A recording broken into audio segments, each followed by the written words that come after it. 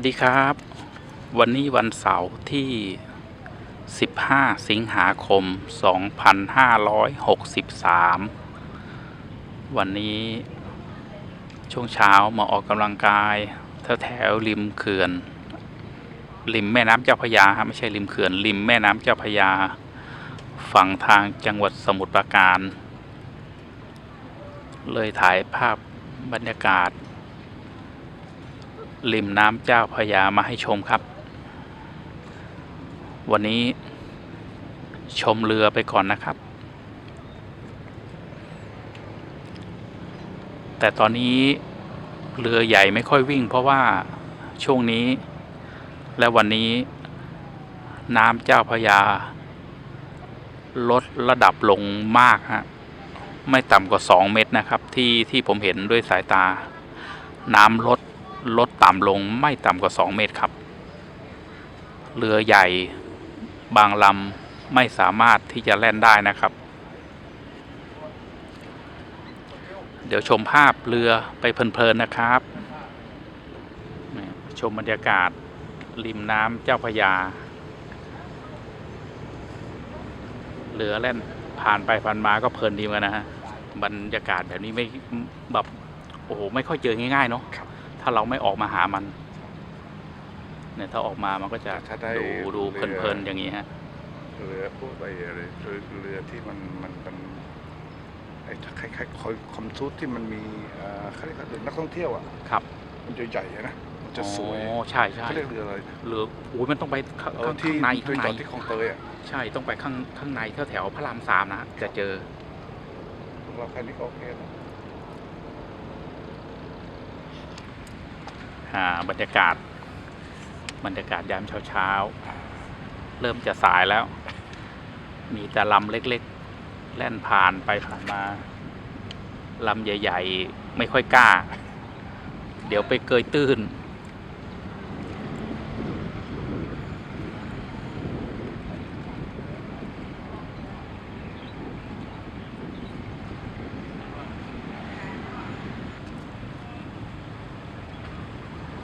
เดี๋ยวนี้มาแล้วใช่ครับเรือ2 ลำนี่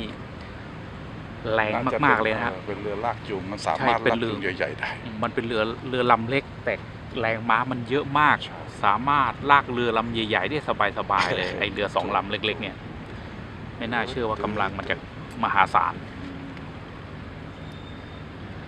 ลำนี้ก็ไม่ค่อยใหญ่เท่าไหร่อันนี้น่าจะเป็นเรือบรรทุกทราย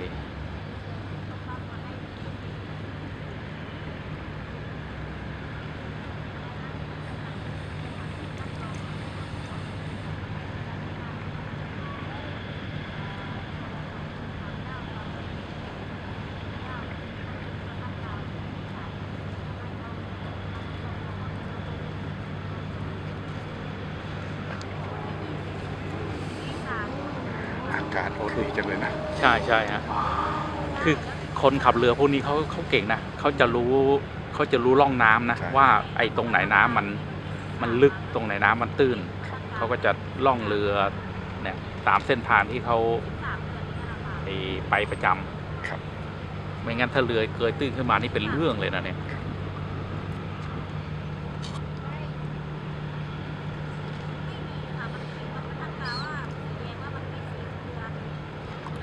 เรือเกยตื้นขึ้นมานี่ค่าใช้จ่ายมหาศาลเนาะต้องไปโอ้โหอะไรนะผมเพิ่งกลับมาจากเชียงรายปรากฏว่าเรือกาสลองคำซึ่งมีบรรทุกคนได้100 กว่าคนเนี่ยมันคว่ำแต่ผมไปทำข่าวเกี่ยวกับการโปรโมทการท่องเที่ยวทางเรือที่จะไปพม่าลาวจนจำเป็นต้องทำมันนะไปถึงจีนได้ปรากฏว่าช่วงนี้เขาไม่เปิดประเทศเรือนี่มันก็เลยแบบว่าไม่มีรายได้ก็เลยให้ช่วยไปโปรโมทหน่อยปรากฏว่าพอกลับมา2 วันเรือคว่ำเสียดายมากเลยโอ้เนาะนี่ถ้าเป็นตอนกลางคืนจะสวยมากเลยนะครับตรงนี้เพราะว่าฝั่งนู้นทางวัดเขาจะเปิดไฟใช่ไหมฮะแล้วเรือก็จะแล่นผ่านตรงนี้ไปมันก็จะได้บรรยากาศอีกแบบหนึ่ง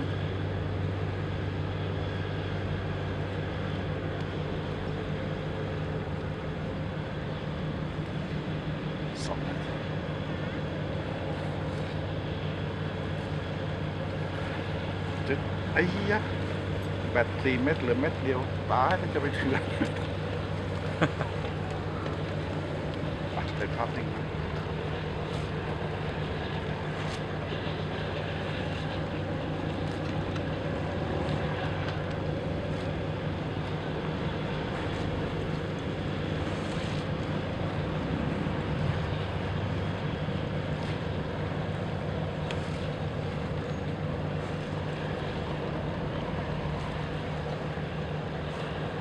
เรือ2 ลำนี่สงสัยต้องไปลากจูงเรือลำใหญ่มาแน่เลย วิ่งเรือเปล่าไปแบบนี้ เอาเรือน้ำบ้านๆหน่อยคนเรือเจ้าหน้าที่ใช่ไหม ใช่ ขวา ใช่ มือ ครับอันนั้นเรือเจ้าหน้าที่กำลังมา อันนี้คือเรือตรวจการของเจ้าหน้าที่ที่แล่นอยู่นี้เห็นอย่างนี้เร็วมันเร็วมากเลยนะเรือเนี้ยเพื่อจะตรวจเรือทุกลำตรวจดูใบอนุญาตในการล่องเรือในการเดินทางของเรือเนี่ยท่าเขาน่าจะอยู่ตรงนี้นะเนี่ยอยู่ตรงนี้ของไอ้สมุทรปราการเนี่ย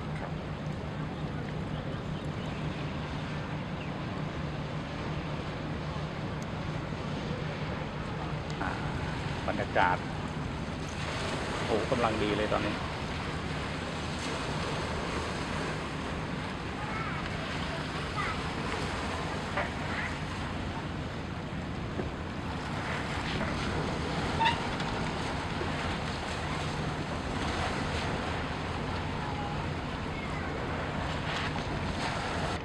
ชมบรรยากาศ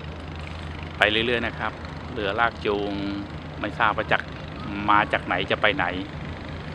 ชมบรรยากาศริมฝั่งแม่น้ำเจ้าพระยาไปเพลินๆนะครับ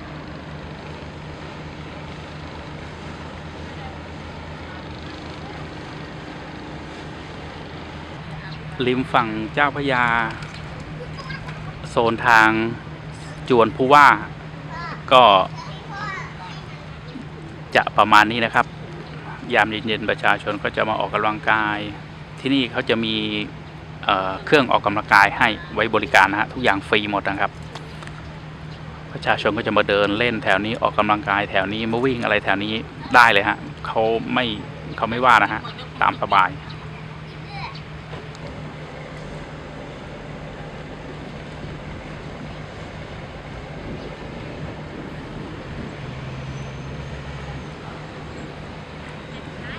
วิถีชีวิตคนริมน้ำครับแบบนี้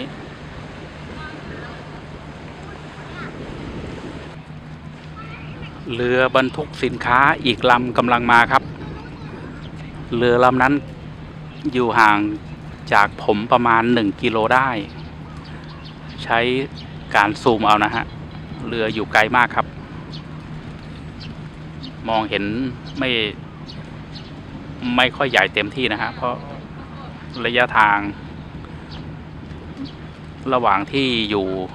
กับเรือที่กำลังมามันก็ห่างกันพอสมควร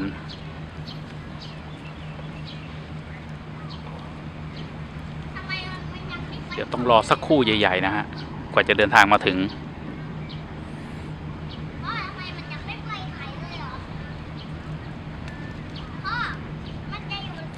บรรยากาศ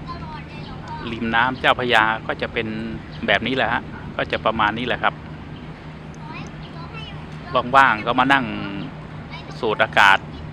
บริสุทธิ์แถวนี้แล้วก็ชมเรือแล่นไปแล่นมาตามริมน้ำเจ้าพระยาก็เพลินดีเหมือนกันครับสังเกตดูเรือนะฮะจะจมลงไปเยอะพอสมควรผมว่าเรือลำนี้คงจะบรรทุกสินค้ามาเต็มลำเรือนะฮะตู้คอนเทนเนอร์ทั้งนั้นของที่อยู่ในตู้คงจะเต็มทุกตู้นะฮะไม่งั้นเรือจะไม่จมขนาดนี้ฮะแล้วก็จะวิ่งช้ามากๆทั้งที่ทวนน้ำนะฮะไม่ใช่ทวนน้ำทั้งที่แล่นตามน้ำไม่ใช่แล่นทวนน้ำยังช้าขนาดนี้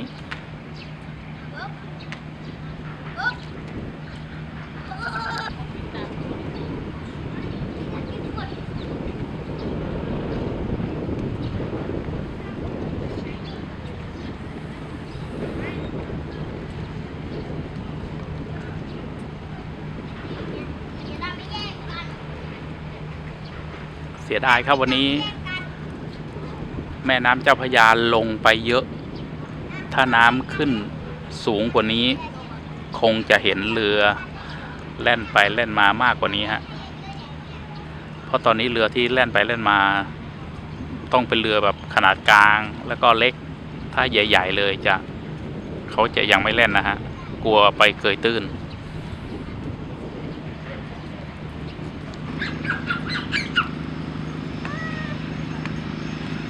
เรือบรรทุกสินค้าที่เห็นอยู่ไกลๆนะครับตอนนี้ผ่านมาตรงนี้ละไปอย่างช้าๆคงจะบรรทุกหนักพอสมควรครับถึงไปเร็วไม่ได้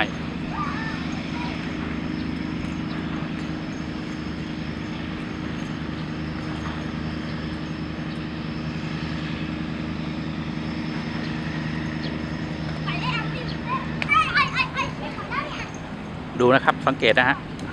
ลำเล็กๆลำเดียวกำลังดีเหลือเกินลากเรือลำใหญ่ๆได้สบายๆ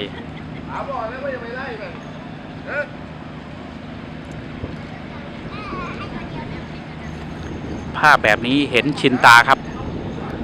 ริมฝั่งแม่น้ำเจ้าพระยาเจอจนเป็นเรื่องชินแล้วครับ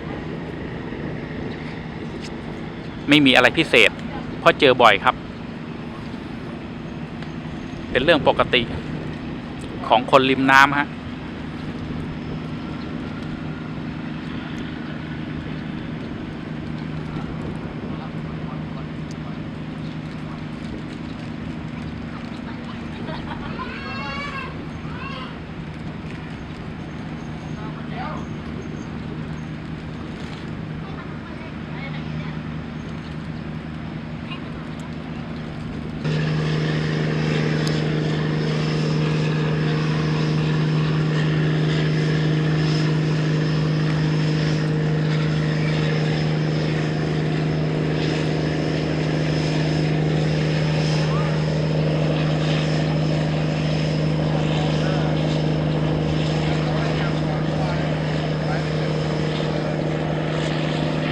ลำเล็กๆแต่กำลังไม่เล็กครับ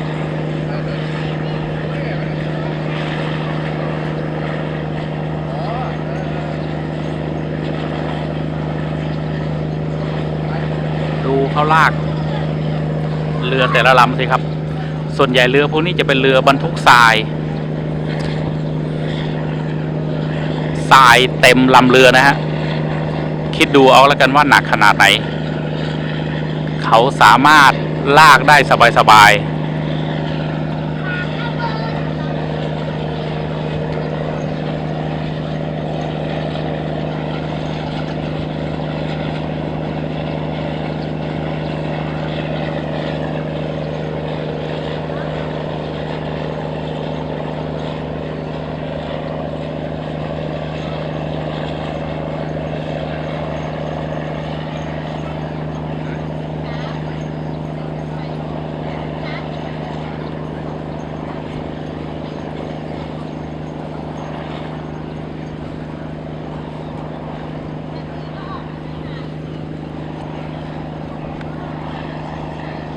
เรือเล็กๆลำเดียวลากเรือใหญ่ๆ4 ลำครับชมให้เพลินเลยนะครับแล้วก็คลิปนี้ก็ขอจบเพียงเท่านี้นะครับจากลากันด้วยเรือลำนี้เลยนะฮะโอกาสหน้าว่างๆจะมาถ่ายภาพบรรยากาศริมน้ำเจ้าพระยาให้ชมอีกนะครับขอบคุณเพื่อนๆพี่ๆน้องๆทุกท่านนะครับที่ติดตามผลงานและเข้ามาเยี่ยมชมกราบขอบพระคุณมากๆครับ